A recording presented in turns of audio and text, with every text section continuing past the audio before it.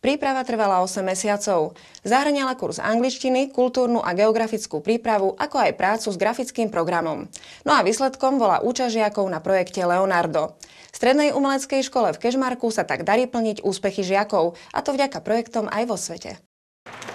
Koniec školského roka sa na Strednej umeleckej škole niesol aj v znamení úspechov. V hlavnej úlohe boli žiaci a projekt Leonardo. Názov projektu je odborná stáž žiakov Strednej umeleckej školy v podmienkach firiem. Získali sme grant vo výške 36 275 eur. Z úzkeho výberu sa do finále, ktorou bola cesta do Ubedy na juhu Španielska, prebojovalo 15 najlepších žiakov.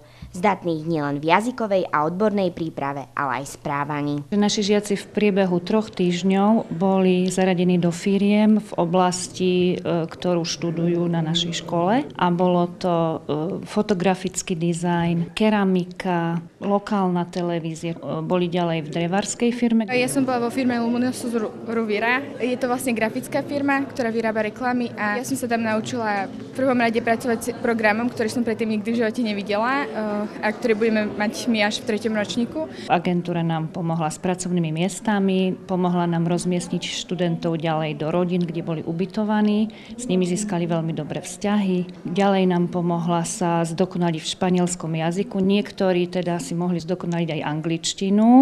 Tu sme mali ako prípravné hodiny na našej škole. Som sa zlepšila v komunikácii v angličtine a takisto možno nejakú takú hamblivosť som musela odložiť, ktorú ja mám trošku pred cudzými ľuďmi. Môj najkrajší zážitok bolo asi to, keď sme sa konečne začali komunikovať s našim šéfom a dorozumeli sme sa s ním.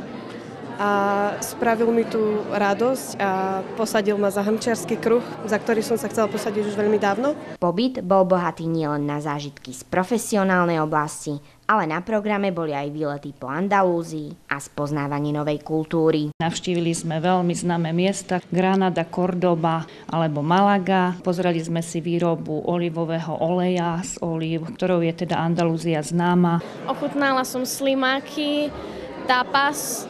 To sú ako naše jednohúbky, že také veľmi malé jedla. Z tých slimakov nám bolo trochu zle. Tí ľudia boli strašne úžasní. Proste, ak videli, že nie sme zo Španielska, že im nerozumieme, tak sa nám snažili pomôcť. No a vyvrcholením projektu bolo získanie certifikátov o pracovnom mieste, o absolvovaní španielského jazyka, ako aj zahraničný certifikát, ktorý sa volá Europass Mobilita, ktorý im pomôže v budúcnosti určite pri hľadaní pracovného miesta. To či na Slovensku, či v zahraničí. Bola to pre mňa úžasná skúsenosť a určite mi to pomôže aj pri výbere vysokej školy, aj prijatie na ňu.